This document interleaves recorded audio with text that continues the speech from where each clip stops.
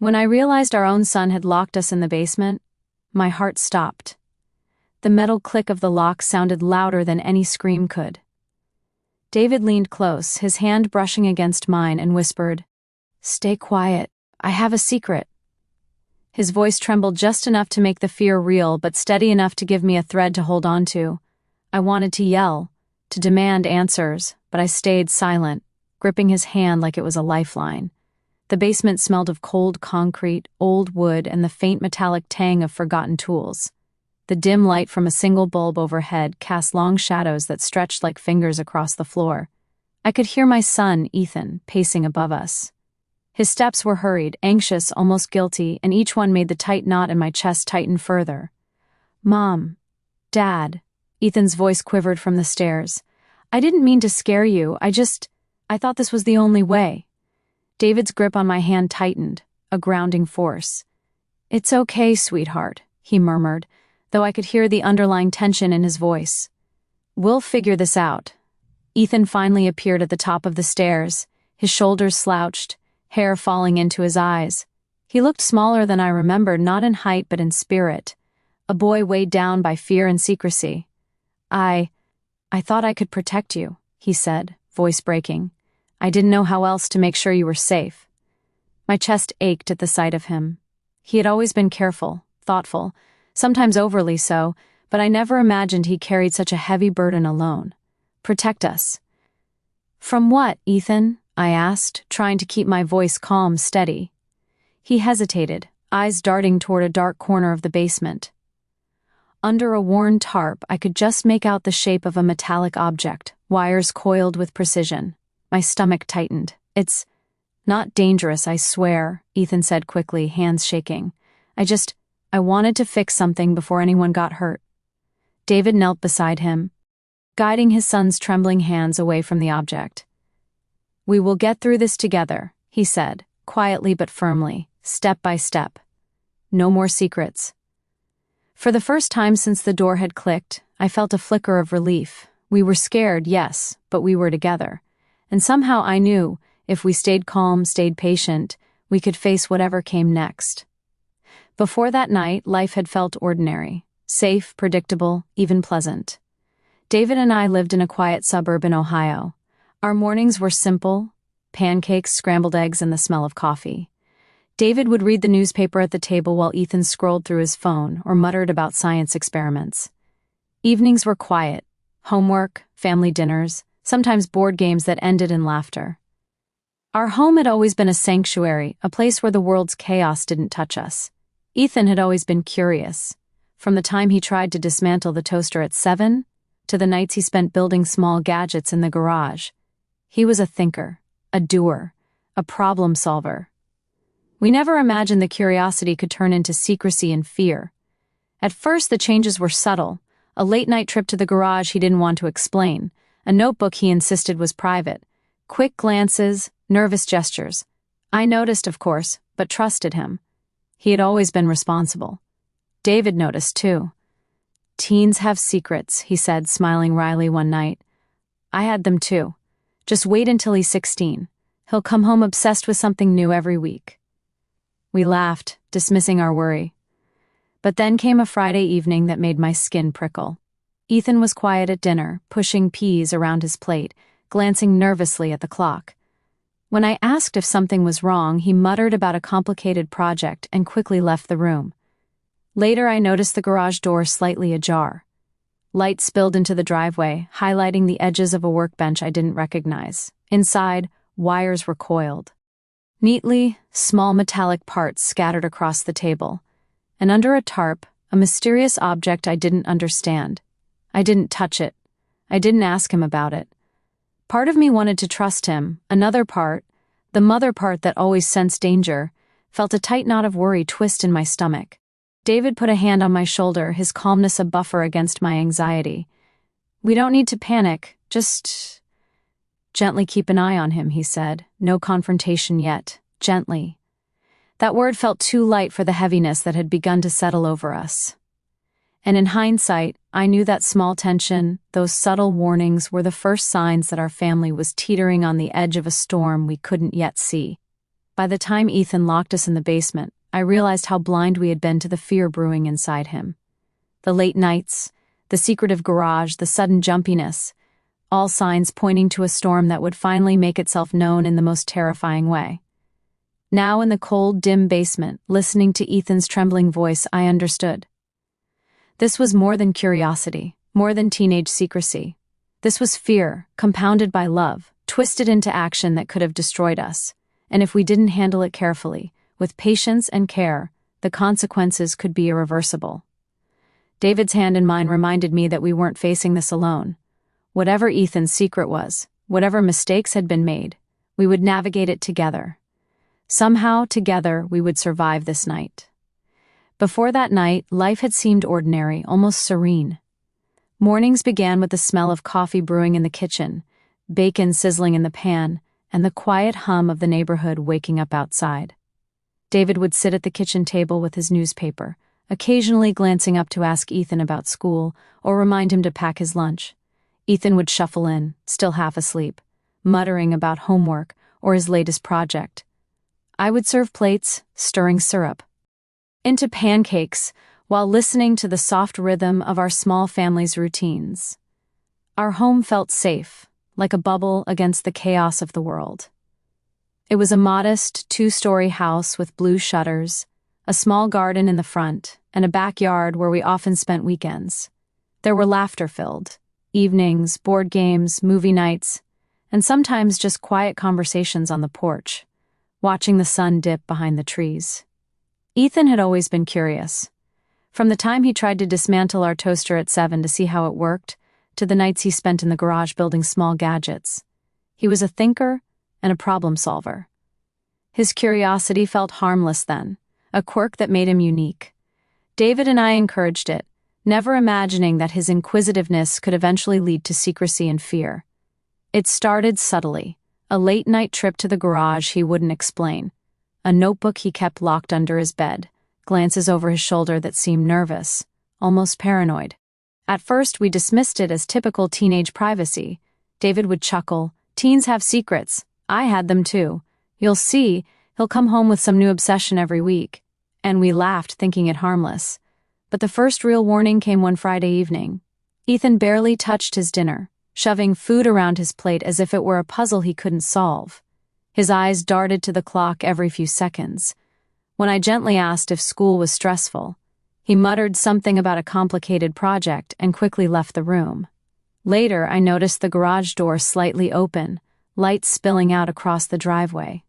Curious, I walked over, expecting maybe he'd forgotten to close it. Inside, wires and metallic pieces were strewn across the workbench. In the corner, a larger object was tucked under a tarp, its shape impossible to guess without lifting it. I didn't touch it. I didn't ask him about it. My instincts screamed that something was off, but I wanted to trust him. I wanted to believe he wasn't in danger, or putting anyone else in danger. David, ever the calm one, noticed my unease. "We don't need to panic," he said quietly, placing a hand on my shoulder. "Just keep an eye on him. Be gentle. No confrontation yet. Gently." That word felt too light for the tension twisting in my stomach, and I knew, deep down, that Ethan's behavior was more than just teenage secrecy. There was fear there, hiding beneath layers of curiosity and pride. The nights grew longer with quiet footsteps in the hall, the occasional shuffle from the garage, and moments when Ethan would stare out the window, lost in thought. He seemed preoccupied, anxious, as if the weight of something pressing down on him was growing heavier every day. And yet, he never said a word. I tried casual conversations, asking about school, friends, homework, but he deflected each question. I noticed the small changes, his hands fidgeting, eyes flicking nervously, a stiffness in his posture I hadn't seen before.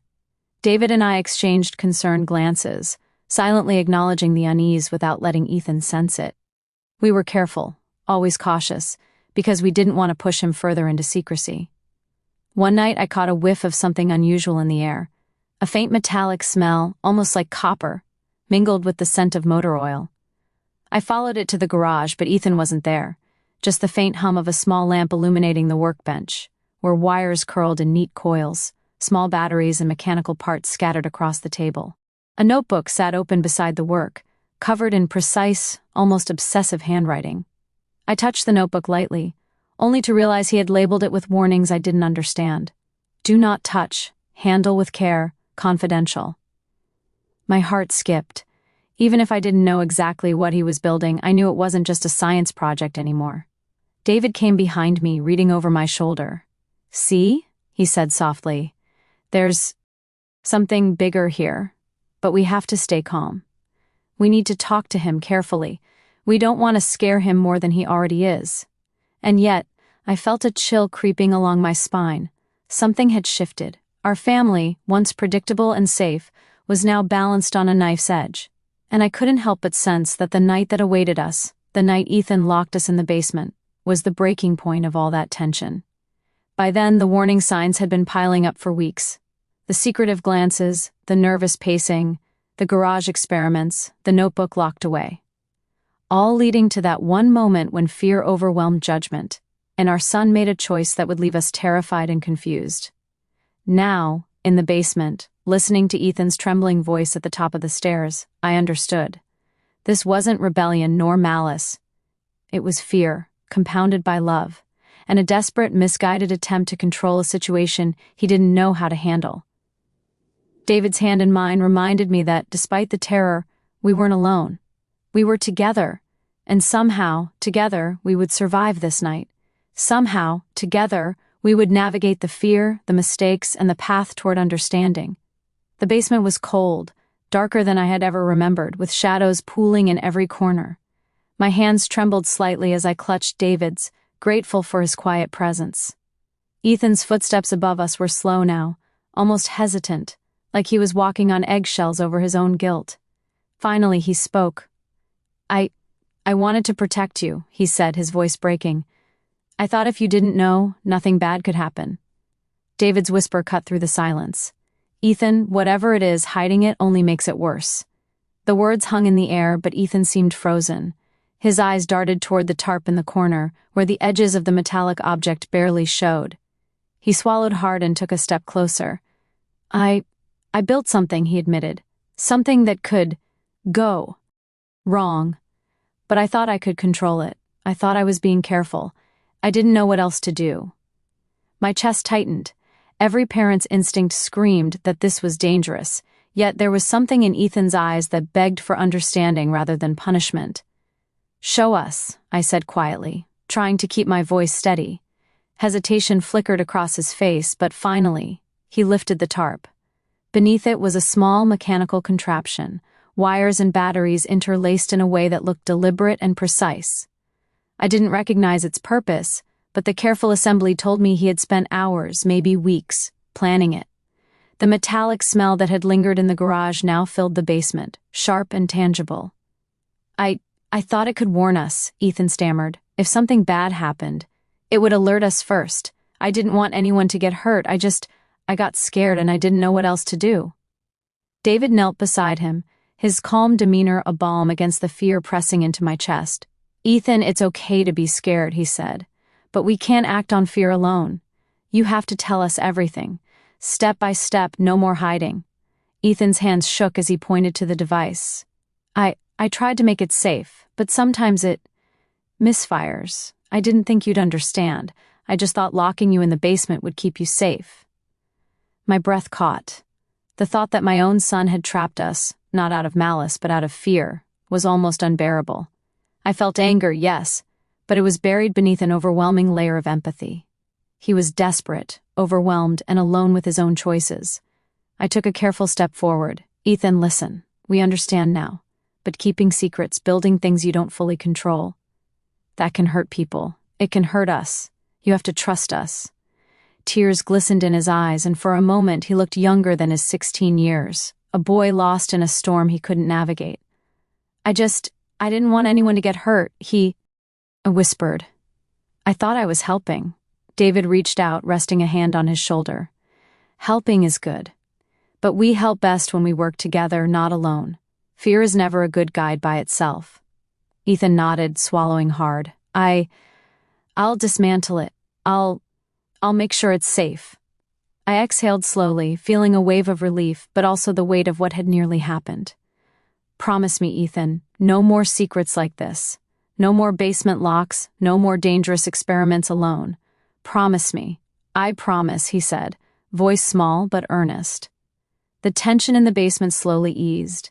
The metallic smell lingered, a reminder of the close call, but the emotional storm was shifting. Fear was giving way to understanding, panic to careful reflection. We sat together on the cold concrete floor, David's arm around both of us. I could feel Ethan leaning slightly into me, seeking the reassurance he had denied himself for so long. The gravity of what had nearly happened pressed down on all of us, but so did a fragile sense of hope. I don't want to see anyone hurt because of fear, I said softly. You're brilliant, Ethan. But brilliance without guidance can be dangerous. You need us as much as we need you. He nodded again, a quiet determination settling in his eyes. I understand now, he said. I really do. For the first time since the basement door clicked shut, I believed him.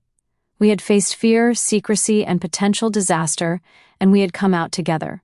There was still work to do, questions to answer, consequences to face, but the trust had started to rebuild in that dim, cold basement. David squeezed my hand, a silent acknowledgement that we had weathered the worst of the immediate danger. And as I looked at Ethan, so vulnerable yet willing to confront his mistakes, I realized that sometimes the hardest lessons in life aren't taught through punishment, but through understanding, patience, and unwavering love. The first real clue of Ethan's secret, the device, the late nights, the small warnings we had missed, had led to confrontation, yes, but also to a moment of connection. It was terrifying, yes, but it was also transformative. I knew then that the real work wasn't just dismantling the device, it was dismantling the fear, rebuilding trust, and guiding a young mind through the murky space between brilliance and danger. And somehow, I felt a quiet hope that together we could navigate it all, step by careful step. The next morning, the air in our home felt different, heavy with tension but also with unspoken questions. Ethan didn't speak much during breakfast, quietly nibbling toast and staring out the window. David and I exchanged cautious glances, trying to figure out where to begin. The basement incident was no longer just a frightening memory. It had become the lens through which every small gesture, every glance, every silence was filtered. I couldn't shake the image of Ethan's hands trembling as he lifted the tarp, revealing that mysterious device. It was a machine of his own making, yes, but one fueled by fear, desperation, and a sense of responsibility that no 16-year-old should bear alone. I think we need to see what this is, David said quietly, once Ethan had left the kitchen to grab his backpack for school. We need to understand it, fully. If we don't, he might keep hiding things, and I don't want any more surprises. I nodded, though a pit of worry settled in my stomach. We can't just throw it out. We need to approach this carefully. He trusted us enough to admit it, barely. If we mishandle this, he might shut down completely. We made our way to the garage. The device sat in the corner exactly where Ethan had left it, wires coiled like sleeping snakes, small batteries glinting in the morning light. I felt a tremor of fear run through me. It wasn't just a science experiment, it was something bigger, something that had the potential to hurt us or anyone nearby if mishandled. David crouched beside it, his brow furrowed. Look at the way it's wired, he murmured. He's meticulous. This isn't random. He knows exactly what he's doing, but he's a kid, and a kid can miscalculate in ways we can't predict. I ran a hand through my hair, trying to keep my voice calm. We have to tell him. He needs to know he can't handle this alone. Not anymore. That evening, when Ethan returned home, we called him to the garage. His shoulders stiffened the moment he stepped inside. I already told you it's safe, he said quickly, almost defensively. David shook his head. It's not about being safe, Ethan, it's about trust. You tried to protect us by hiding this, by locking us in the basement. That's not trust, that's fear. Fear can make people do dangerous things. Ethan's eyes widened, a flash of panic crossing his face. I didn't know what else to do. I stepped closer, lowering my voice. We understand why you did it, but understand this too. Protecting someone doesn't mean isolating them from the truth. We're your parents. We can face things together. But you can't do this alone anymore." Tears welled up in his eyes, and for a moment, he looked smaller than ever, a boy on the edge of a mistake that could have cost us everything. I just wanted to make sure you were safe," he whispered. David crouched beside him, placing a hand on his shoulder. "We are safe. Because you let us in. Because you admitted it. But hiding things like this, it almost destroyed us. Do you understand that?" Ethan nodded, choking back a sob. I didn't want to hurt anyone. I panicked. The betrayal, if we could even call it that, wasn't rooted in malice but in fear and isolation. And yet the emotional impact was immense. How could our own son, who we had raised with love and guidance, think that locking us away was the best way to protect us?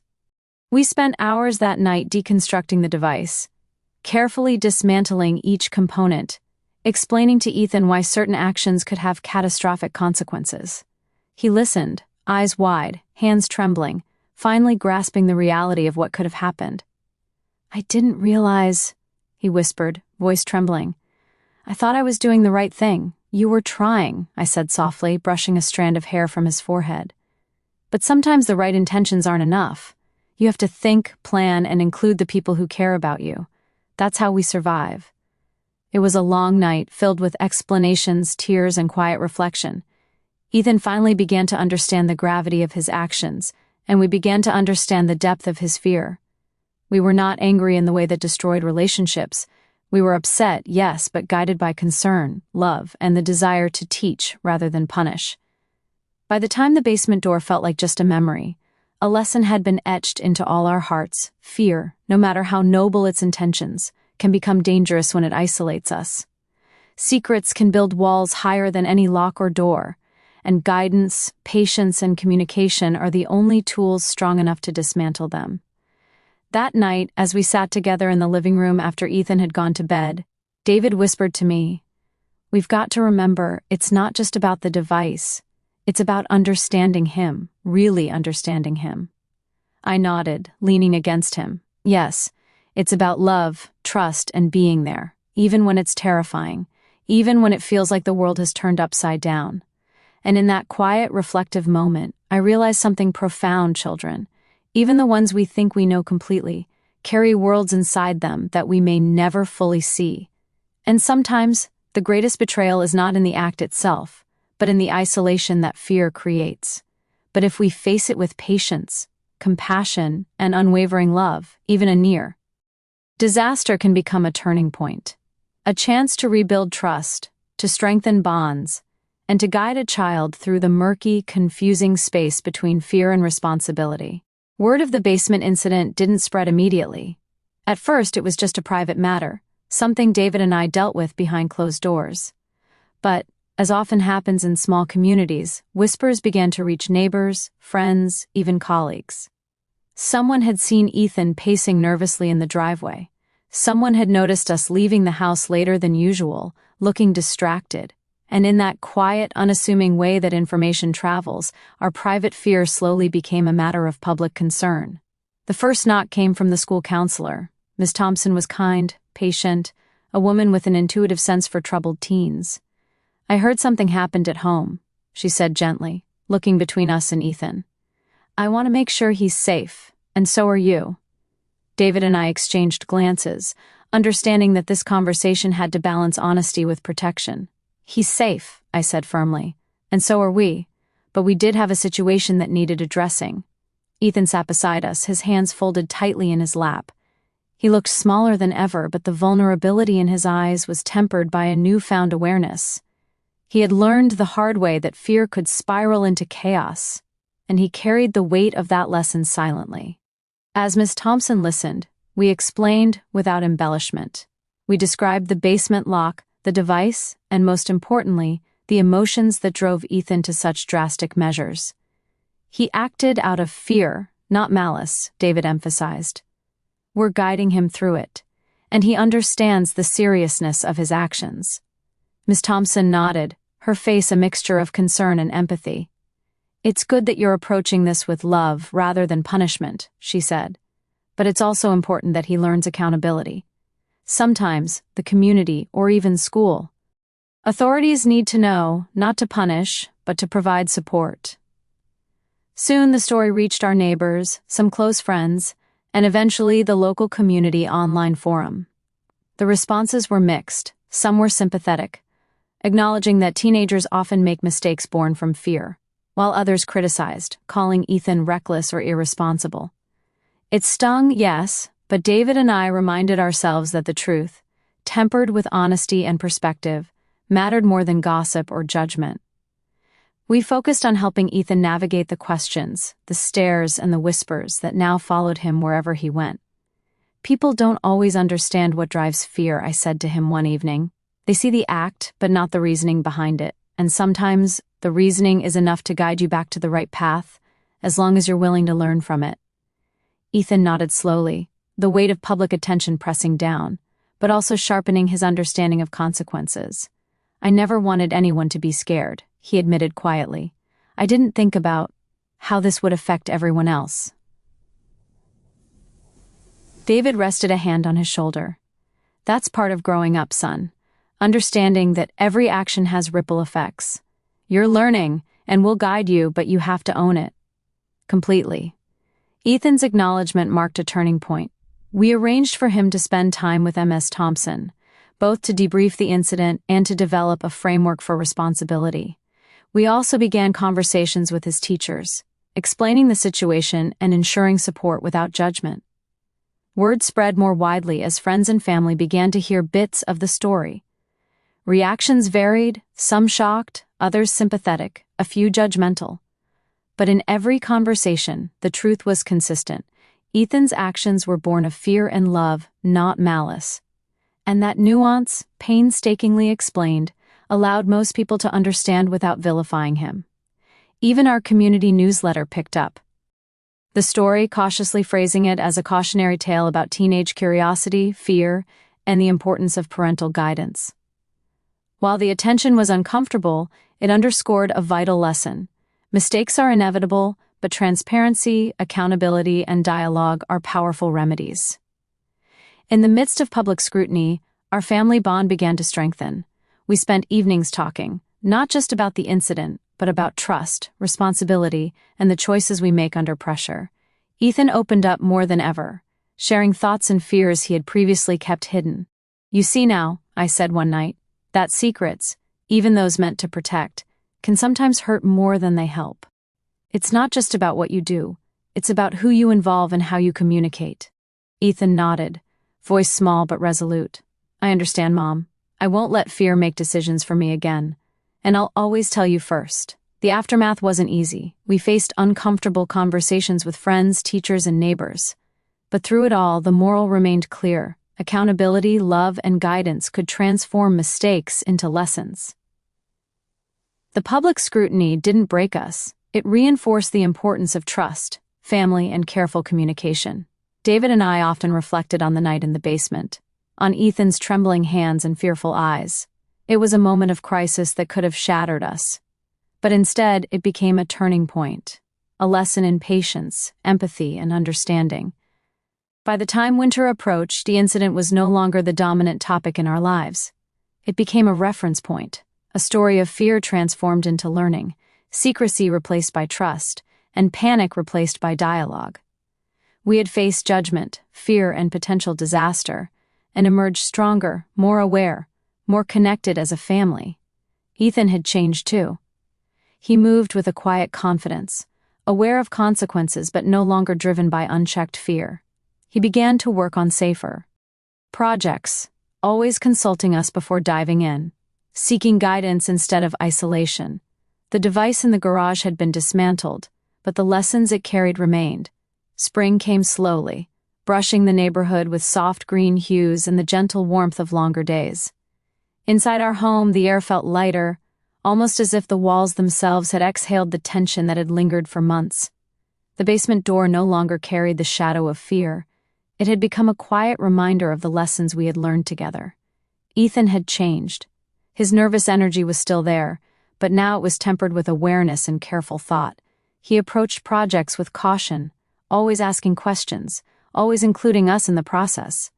The device in the garage, once a symbol of fear and secrecy, had been carefully dismantled and stored away. It was no longer a danger, but its lesson remained, etched in all of us.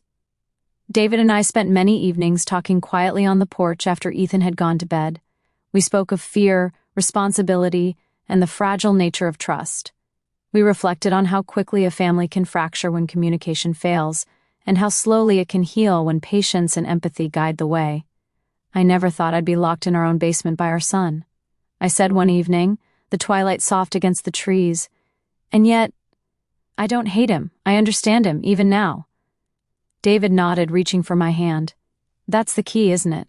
Understanding, not punishment. Teaching, not shaming. Love, even when it's terrifying. Ethan walked by then, pausing to glance at us. Mom, Dad, I just want to say thanks, he said quietly, for not getting angry in the wrong way, for helping me understand instead of just punishing me. I smiled, my heart full.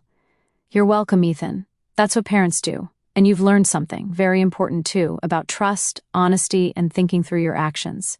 He nodded, eyes bright with newfound clarity. I'll never forget it. The following weeks were marked by small, healing moments. We returned to our routines, morning coffee, school lunches, evening dinners, but now with an added layer of attentiveness. I noticed Ethan's gestures of care, helping set the table, walking the dog without being asked, even leaving little notes for us when he went to his room. Each act was subtle, almost imperceptible, yet they spoke volumes about the lessons internalized. David and I also began documenting our reflections, journaling the experience not as a confession of fear, but as a testament to resilience. We wanted to remember how fragile trust can be, how easily fear can escalate, and how love, patient, unwavering love, can rebuild what almost shattered. One Saturday, we invited close friends over, a small gathering to celebrate the return of normalcy. Ethan helped with preparations, arranging chairs, setting the table, and even explaining the safe ways he had learned to handle small experiments. Our friends noticed the change in him immediately, the quiet maturity, the careful thought, the genuine responsibility. You've grown so much, Ethan, one friend remarked, smiling. It's amazing to see. He blushed slightly but smiled back. I had some tough lessons, he said, but I'm learning. That night, after the house was quiet and the last of the guests had left, we sat together on the living room couch, the soft hum of the ceiling fan above us. I looked at David, feeling a deep sense of gratitude. We had survived fear, secrecy, and near disaster. More importantly, we had emerged stronger, our bonds renewed, our understanding deeper. Do you ever think about that night? I asked quietly, the memory still vivid despite the healing that had taken place. All the time, David replied. It was terrifying, yes, but it also showed us what matters. Patience, trust, guidance, and that even in the scariest moments, love can guide the way. I squeezed his hand, feeling the warmth of that. Truth, yes. Even when it feels impossible, even when fear takes over, love can heal. Ethan, standing nearby, added softly, I know I scared you. I know I made a mistake. But I also know I'll never make it alone again. You're here. You guide me. And that makes all the difference. The words hung in the room like a promise. It wasn't just a promise from him. It was a promise for all of us. To communicate, to trust, to act with care and thought. To let fear guide us toward learning, not chaos. In the weeks that followed, the home settled into a rhythm that felt both familiar and new. We still had occasional tense moments, small disagreements, and reminders that growing up, as well as parenting, is a continuous process. But those moments no longer carried the weight of secrecy or fear. They were opportunities for dialogue, for guidance, for reinforcement of lessons learned. By the time spring fully arrived, our garden was blooming, sunlight streaming through the windows, the scent of fresh soil filling the air. We spent more time outside, walking together, laughing together, simply enjoying the mundane beauty of life that had once felt fragile. One evening, I caught Ethan tending to the small vegetable patch we had planted together, carefully checking each seedling. He looked up, catching my gaze, and smiled. It was a small, quiet gesture, but it spoke of growth, responsibility, and resilience. And in that moment, I realized that healing doesn't happen all at once. It happens gradually, in small gestures, in quiet reflection, in conversations filled with honesty and love. We were no longer the family trapped by fear in the basement. We were a family that had faced fear, learned from it, and emerged stronger. Life would continue to bring challenges. It always does. But the night in the basement and everything that followed had left us with something invaluable, a deeper understanding of one another, and a reminder that even in moments of terror, love, patience, and guidance can light the way forward. Sometimes the people we love most can surprise us in ways we never expect, not always in good ways, and not always in ways that are easy to forgive. I never imagined my own son could lock us in the basement, acting out of fear and desperation. And yet, in that moment of terror, I also saw his humanity, his vulnerability, and the part of him that just wanted to protect the people he loved. Life has a way of testing us, sometimes gently, sometimes harshly. It can show us the fragility of trust, the danger of secrets, and the consequences of decisions made alone. But it also teaches us patience, empathy, and the incredible resilience of love when it's practiced without judgment.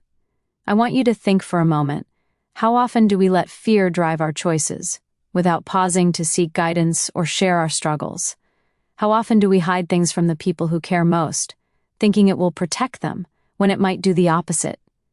Watching my son learn these lessons, seeing the weight of responsibility settle on his young shoulders, reminded me that parenting isn't about perfection. It's about guiding, teaching, and loving, even when the path is frightening and uncertain. And I hope, if you're facing fear or betrayal in your own life, that you remember this too. Patience, communication, and empathy can rebuild even the most shaken bonds. Would you have faced your fears the way we did? Could you find patience and love in the midst of betrayal or secrecy? I'd love to hear your thoughts. Share your story in the comments. And if you want more stories that explore family, trust, and the hard lessons life teaches, please subscribe and stay with us here. Because in the end, love isn't just a feeling, it's a choice. Every single day.